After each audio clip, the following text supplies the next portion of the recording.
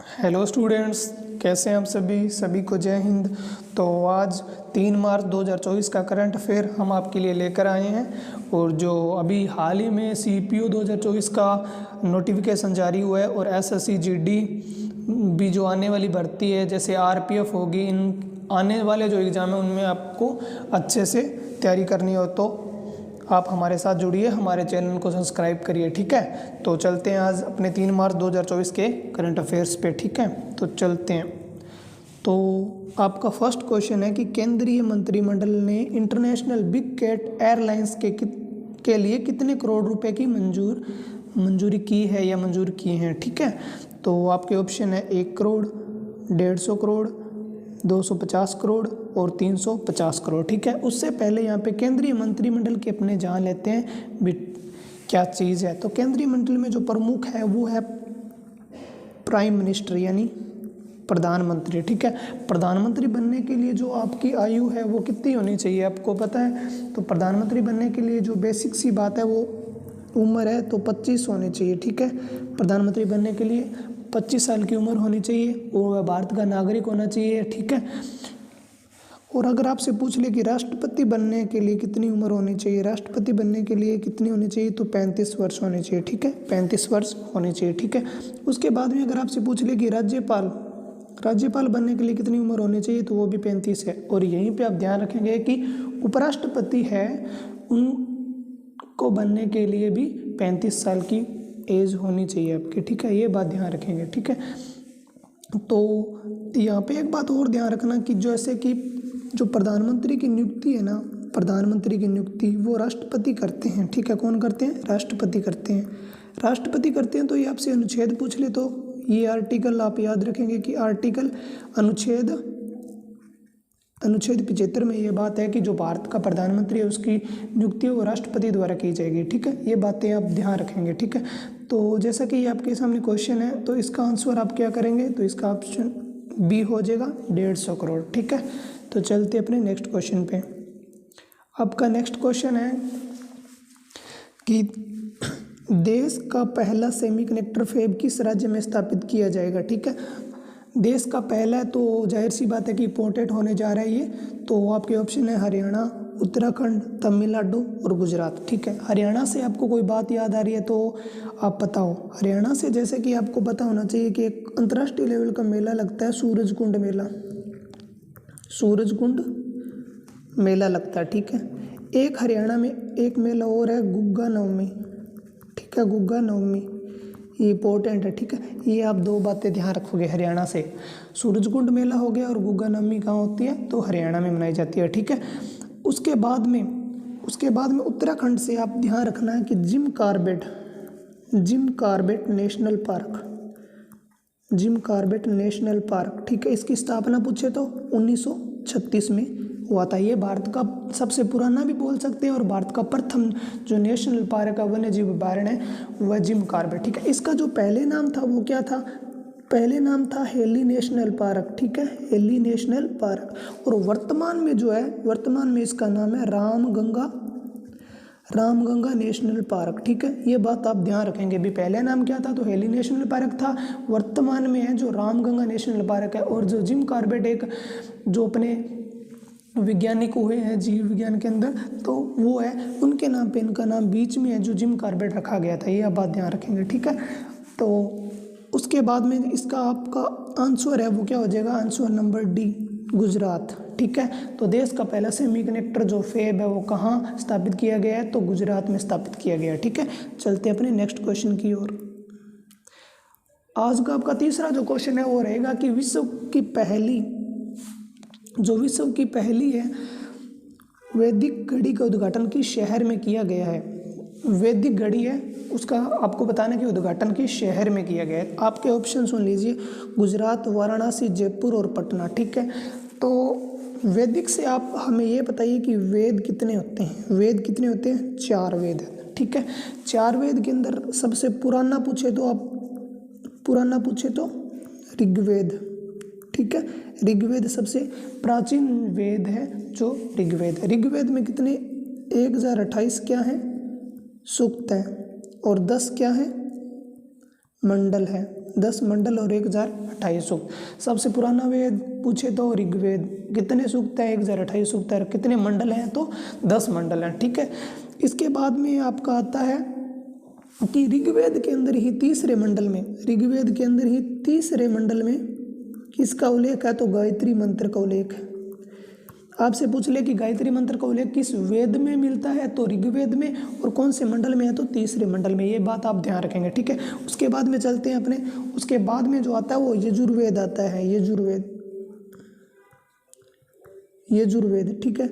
यजुर्वेद आपसे पूछा जाए कि यजुर्वेद में क्या है, तो इसमें मतलब यज्ञों के बारे में बताया गया है, यज्ञों के बारे में बताया गया। आपको भी यज्ञों के कैसे बलियां वगैरह जो होती थी, बलि देते थे, वो किस प्रकार दी जाती थी, जो है सिस्टम, वो सारा इसमें यजुर्वेद में आपको बताया गया। और यजुर्वेद से आपको एक बात ध्यान रखना है कि ये गद्य भाग में भी है और पद भाग में भी है।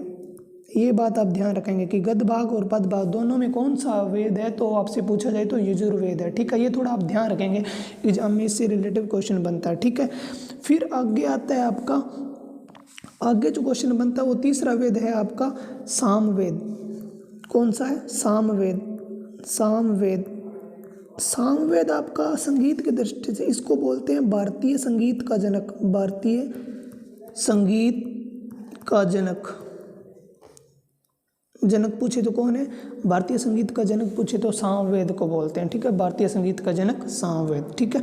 ये बात आप ध्यान रखेंगे। तो इसके साथ ही आपका चौथा जो है वो क्या है? जो चौथा जो आपको बनता है कि अथर्ववेद।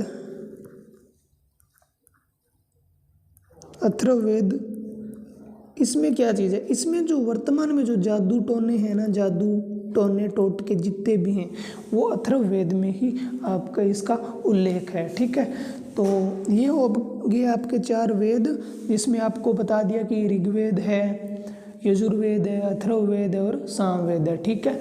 तो ये आप ध्यान रखेंगे। और जो आपका इसका आंसर है वो इसका आंसर आपका हो जाएगा उज्जैन में, ठीक है। ऑप्शन नंबर 1 उज्जैन, विश्व की पहली वैदिक घड़ी का उद्घाटन किस शहर में है? तो उज्जैन में, ठीक है। चलते हैं अपने नेक्स्ट क्वेश्चन की ओर।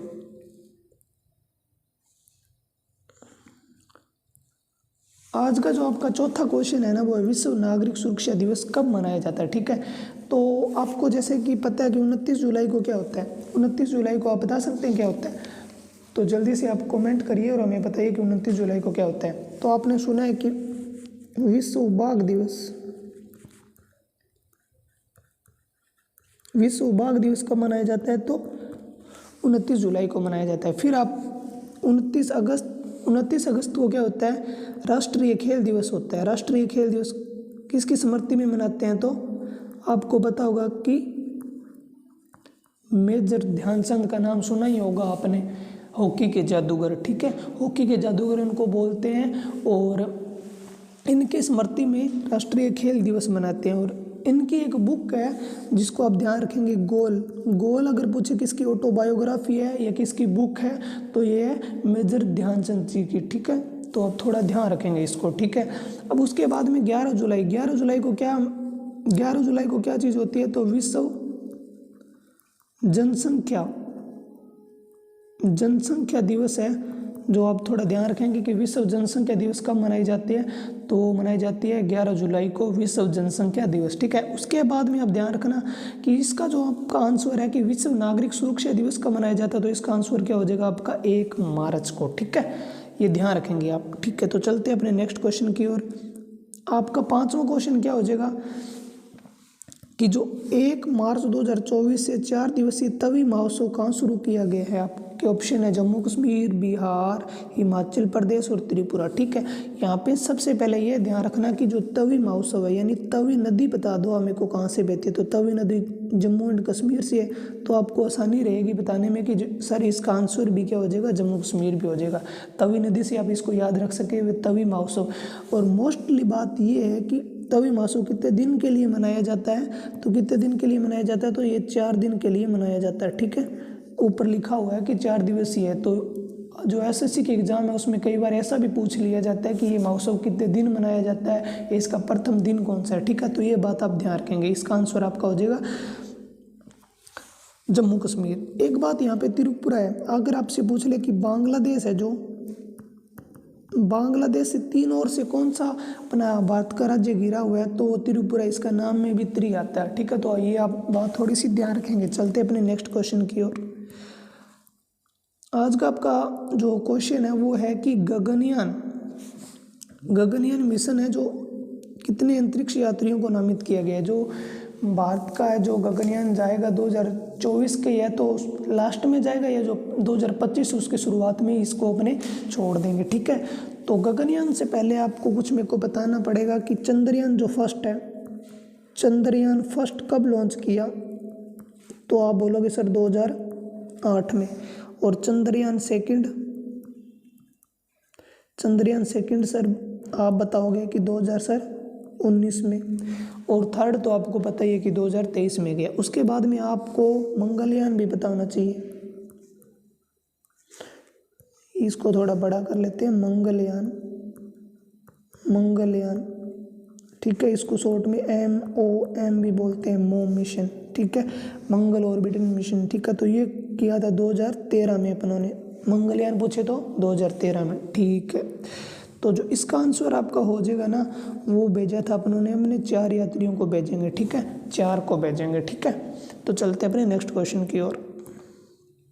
अगला जो आपका क्वेश्चन है वो क्या है कि T20 अंतर्राष्ट्रीय क्रिकेट इतिहास में सबसे तेज शतक का जो रिकॉर्ड है वो किस खिलाड़ी ने बनाया है। ठीक है, तो T20 से आप मेरे को थोड़ा एक चीज़ बता दीजिए कि अभी अंतर्राष्ट्रीय लेवल का जो जितने भी संगठन हैं, जैसे कि ICC है, ICC अंतर्राष्ट्रीय क्रिकेट परिषद की स्थापना कब हुई थी। ठीक है, तो सर आप बोलोगे कि 1909 में हुई थी। ठीक है, 1909। और इसका जो हेड क्वार्टर है वो कहाँ पड़ता है, तो सर आप बताओगे कि दुबई में पड़ता है।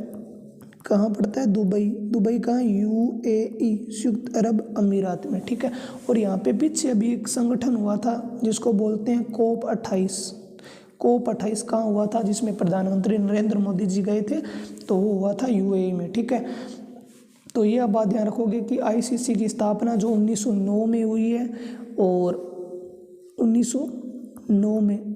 ठीक है, और इसका हेडक्वार्टर है बोलोगे सर दुबई में है, और दुबई यहीं UAE। ठीक है, और COP28 भी कहाँ हुआ है, तो सर दुबई में UAE में हुआ है। ठीक है, जो इसका आपका आंसर है वो हो जाएगा जॉन निकोल लेफ्टी ईटन। ठीक है, ऑप्शन नंबर B आपका। ठीक है, चलते अपने नेक्स्ट क्वेश्चन की ओर। आपका जो नेक्स्ट क्वेश्चन है वो है कि केंद्रीय फिल्म प्रमाणन बोर्ड ने एक नए क्षेत्रीय कार्यालय की स्थापना कहाँ की है, मतलब एक लोकल जो क्षेत्रीय कार्यालय की स्थापना कहाँ की है। ठीक है, तो आपको पता होना चाहिए कि आपके ऑप्शन सुन लीजिए, शिमला, चंडीगढ़, श्रीनगर, जयपुर। जयपुर से आप मेरे को बता दीजिए कि हाथी महोत्सव जो होता है, हाथी महोत्सव वो कहाँ होता है, तो हाथी महोत्सव सर बोलोगे कि जयपुर में होते हैं। ठीक है, जयपुर में होता है। ठीक है, और उसके बाद में आप श्रीनगर से क्या याद रखोगे, श्रीनगर जम्मू एंड कश्मीर में है। चंडीगढ़ से भी पीछे एक कि भारत का पहला वायुसेना का जो है ना, वायुसेना का, भारतीय वायुसेना का जो हेरिटेज सेंटर बनाया है, हेरिटेज सेंटर लॉन्च किए, वो कहाँ किया है, तो वो चंडीगढ़ में लॉन्च किया। ठीक है, ये बात ध्यान रखेंगे। दोबारा फिर सुन लीजिए कि भारत का पहला भारतीय वायुसेना द्वारा हेरिटेज सेंटर कहाँ बनाया गया है, तो वो चंडीगढ़ में बनाया गया है। ठीक है, ये बात आप थोड़ी सी ध्यान रखेंगे। जो इसका आपका जो आंसर है वो भी क्या रहेगा, तो वो भी चंडीगढ़ ही रहेगा आपका। ठीक है, तो जो केंद्रीय फिल्म प्रमाणन बोर्ड है उसका एक नए क्षेत्रीय कार्यालय की स्थापना कहाँ की है, तो चंडीगढ़ में की है। ठीक है, तो चलते हैं अपने नेक्स्ट क्वेश्चन की ओर। अगला जो आपका क्वेश्चन है वो यही है कि सिक्किम राज्य के पहले रेलवे स्टेशन का आधारशिला किसने रखी है। आपके ऑप्शन है नरेंद्र मोदी, S जयशंकर, अनिल कुमार लाहौटी और अजय प्रसाद सिन्हा जी। ठीक है, तो इसमें आप मेरे को एक बात बता दीजिए कि जो नीचे ये नाम लिखा है अनिल कुमार लाहौटी, ये वर्तमान में किस पोस्ट पे हैं या किस पद पे हैं। ठीक है, तो आपको ध्यान रखना होगा कि ये भारतीय जो ट्राई संगठन है, ट्राई संगठन कैसे सर, जैसे इसको बोलते हैं भारतीय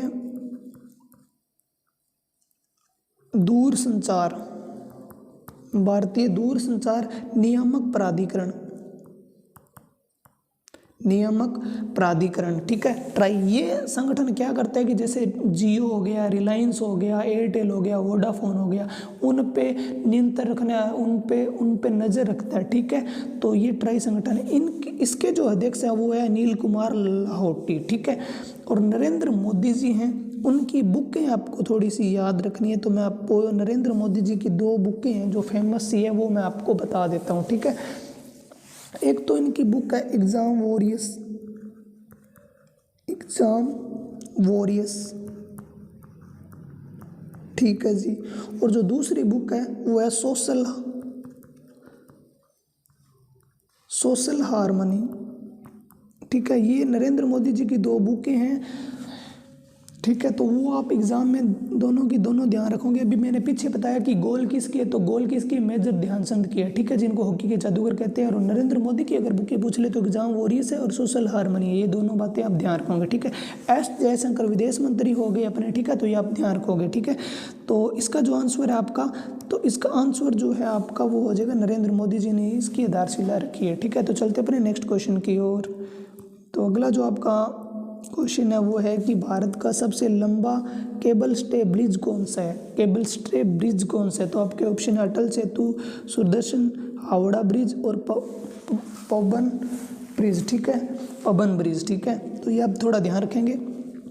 तो यहाँ पे एक अटल सेतु की बात है, ठीक है। अटल सेतु है जो है वो रावी नदी के किनारे है।